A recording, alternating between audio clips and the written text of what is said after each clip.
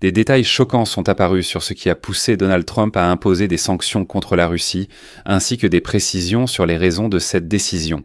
Le président américain pourrait bientôt tenter d'étouffer le régime de Poutine si celui-ci refuse un dialogue constructif sur l'Ukraine. À la Maison-Blanche, il a été admis que 3 sanctions avaient été proposées à Donald Trump. L'option la plus dure visait directement l'industrie russe et les hauts dirigeants russes, tandis que l'option intermédiaire ciblait le secteur énergétique russe. Et une option plus douce, comprenant des sanctions plus limitées et même purement symboliques. Trump a choisi l'option intermédiaire et a ajouté qu'il était prêt à imposer des sanctions sévères, mais qu'il attendrait pour l'instant. Et à la Maison-Blanche, on a également admis que la frappe de Poutine contre une maternelle à Kharkiv a été le catalyseur qui a finalement poussé Trump à changer d'avis et à imposer de telles sanctions contre les Russes. Même pour Trump, cela paraissait extrêmement sauvage lorsque Poutine a frappé une maternelle à Kharkiv avec ses missiles. Nous parlerons plus en détail de la nouvelle politique de sanctions de Donald Trump contre la Russie dans cette émission. Je m'appelle Alexei Peshaï. Nous sommes le 24 octobre, discutons de ce sujet. Mais avant de commencer, je vous demande de vous abonner à cette chaîne, de mettre un like, de laisser n'importe quel commentaire sous cette émission et de vous abonner à ma chaîne Telegram Peshaï News. Elle porte ce nom, le lien est en description. Nous y publions l'actualité en temps réel. Si vous souhaitez soutenir financièrement le travail de cette chaîne YouTube, vous pouvez le faire en faisant un don ou en prenant un abonnement payant via le sponsoring sur YouTube. Tous les liens et informations nécessaires pour le faire se trouvent dans la description de cette vidéo. Il est écrit lien. Alexei Peshaï. Choisissez le format qui vous convient le mieux. Je vous serai reconnaissant pour tout soutien de votre part. Les États-Unis ont imposé de nouvelles sanctions aux 2 principales compagnies pétrolières russes. Ils essaient de faire pression sur le président russe Vladimir Poutine et de le forcer à accepter un cessez-le-feu. C'est ce qu'a déclaré le président américain Donald Trump. C'est la première fois que les États-Unis sanctionnent la Russie pour la guerre en Ukraine depuis l'arrivée au pouvoir de Donald Trump. Donald Trump a affirmé que sanctionner la Russie nuirait à ses efforts diplomatiques pour mettre fin à la guerre. Son entourage disait qu'il ne fallait pas sanctionner la Russie, sinon comment dialoguer avec les Russes? L'Ukraine et l'Europe tentaient de convaincre Donald Trump que parler avec le dictateur Vladimir Poutine, qualifié de barbare, était absurde car aucune diplomatie ne fonctionnerait avec des barbares ou des terroristes. N'est-il pas temps de donner une leçon à Vladimir Poutine? La diplomatie fonctionnerait peut-être ensuite. Et ce changement de position montre que Donald Trump considère désormais que l'approche diplomatique a tout de même partiellement échoué. De nouvelles sanctions ont suivi l'annulation par Donald Trump de sa rencontre avec Vladimir Poutine. Cela montre son fort mécontentement envers le président russe. Selon un responsable américain, la déception de Donald Trump envers la Russie a atteint un nouveau sommet après l'appel téléphonique entre le secrétaire d'État Mark Rubio et le ministre russe Sergueï Lavrov lundi. D'après le responsable américain, l'appel téléphonique n'a abouti à rien et a montré que les Russes ne sont ni prêts ni disposés à conclure un accord pour mettre fin à la guerre. C'est pourquoi organiser une rencontre entre Donald Trump et Vladimir Poutine n'a aucun sens. Cette conclusion a ouvert la voie à la décision de Donald Trump d'imposer de nouvelles sanctions contre la Russie. Et voilà que le ministère des Finances des États-Unis d'Amérique a annoncé jeudi l'imposition de sanctions supplémentaires contre la compagnie pétrolière Rosneft et Opennoe Aktionanoe Obshestvo Lukoil.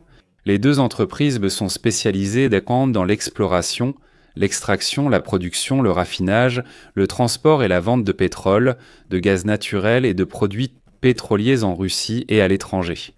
Le ministère des Finances américain a aussi sanctionné plusieurs filiales des 2 sociétés. Tous les biens et intérêts des entreprises ou personnes mentionnées aux États-Unis seront gelés et les personnes ou organisations américaines ne seront pas autorisées à faire des affaires avec elles. Mais il existe aussi un effet caché de ce type de sanctions, car il y a également des répercussions secondaires. C'est pourquoi la Chine et l'Inde ont déjà nettement réduit leurs achats de pétrole russe. Eh bien, pour comprendre ce qu'il faut faire ensuite, parce qu'il est très dangereux de travailler avec des entreprises sous sanctions américaines. Vous savez, cela pourrait aussi vous tomber dessus. Bien qu'il n'y ait pas encore de sanctions secondaires, les Chinois et les Indiens prennent de l'avance. Je vous en parlerai plus en détail dans le prochain épisode. Donald Trump déclare « J'ai attendu très longtemps ». Ce sont des sanctions graves. Nous espérons qu'elles seront de courte durée et que la guerre cessera. Nous aimerions qu'ils s'arrêtent sur la ligne de contact et qu'ils rentrent chez eux. Il est aussi notable que la patience du président Trump a atteint ses limites après avoir estimé que Poutine faisait traîner les choses. Oui, nous en avons déjà parlé sur cette chaîne YouTube pendant les 9 mois du second mandat de Donald Trump, mais ne nous attardons pas là-dessus. À noter, quelques heures après que Trump a annulé le sommet prévu avec Poutine à Budapest Tinageril. Voilà cette créature vexée. Vladimir Poutine a lancé de nouvelles frappes contre l'Ukraine, touchant plusieurs bâtiments, dont une maternelle à Kharkiv.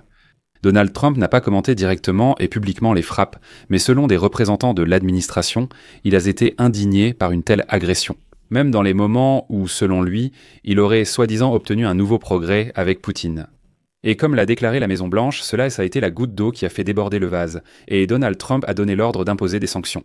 Il est intéressant de noter que les paquets de sanctions avaient été élaborés et étaient bien prêts à être appliqués pendant plusieurs mois, au cas où Donald Trump déciderait d'agir. Et 3 plans de sanctions ont été présentés à Donald Trump. Une option dure visant directement l'industrie russe et les hauts dirigeants russes, et une option intermédiaire visant le secteur énergétique russe. Et une option plus douce, comprenant des sanctions plus limitées, je dirais même plus symboliques. Donald Trump a donc choisi l'option intermédiaire. Il a frappé le secteur énergétique. En même temps, Donald Trump dispose bien sûr d'autres outils pour augmenter la pression sur Vladimir Poutine, mais il ne les a pas encore utilisés. Cela inclut, entre autres, l'envoi de missiles de croisière à longue portée Tomahawk en Ukraine. L'introduction de nouvelles sanctions secondaires contre toute entreprise faisant affaire avec les géants pétroliers russes qui ont sous sanction, ou l'application de nouvelles sanctions contre la flotte fantôme de pétroliers russes illégaux, dans le but de renforcer les sanctions déjà imposées par l'Union européenne et le Royaume-Uni.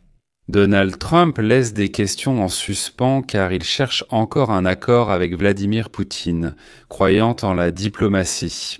Cela montre aussi que Donald Trump peut encore riposter si Vladimir Poutine ne se calme pas. Néanmoins, selon les représentants de l'administration du président des États-Unis, les dernières sanctions contre Rosneft et Lukoil pourraient radicalement changer la situation économique. L'économie russe en temps de guerre est fragile et dépend surtout des revenus pétroliers et gaziers. Donald Trump n'a pas encore précisé s'il imposerait de nouvelles sanctions américaines contre la Russie pour accentuer la pression sur Poutine et obtenir un accord de paix. Ce n'est pas encore clair, mais la Chine et l'Inde ont déjà beaucoup réduit leurs achats de pétrole russe. Parce qu'ils craignent que la prochaine étape puisse être précisément des sanctions secondaires contre toutes les entreprises du monde entier qui, d'une manière ou d'une autre, coopèrent avec Rosneft et Lukoil. La question est donc maintenant de savoir si nous assistons à une refonte fondamentale de la stratégie de Trump ou s'il ne s'agit que d'une mesure temporaire destinée à montrer le mécontentement face à l'absence totale de coopération de la part de la Russie sur le plan diplomatique. Trump cherche-t-il juste à exprimer son mécontentement ou est-ce différent ? Il a décidé qu'il était inutile de parler à Poutine et change totalement de stratégie. C'est ce qu'il faudra surveiller dans les prochaines semaines. Je vais mettre des points de suspension ici. Donnez votre avis, vos conclusions dans les commentaires sonnant sous cette vidéo, abonnez-vous à la chaîne, activez la cloche et n'oubliez pas de mettre un like. C'est tout pour aujourd'hui, prenez soin de vous, à bientôt. La suite arrive.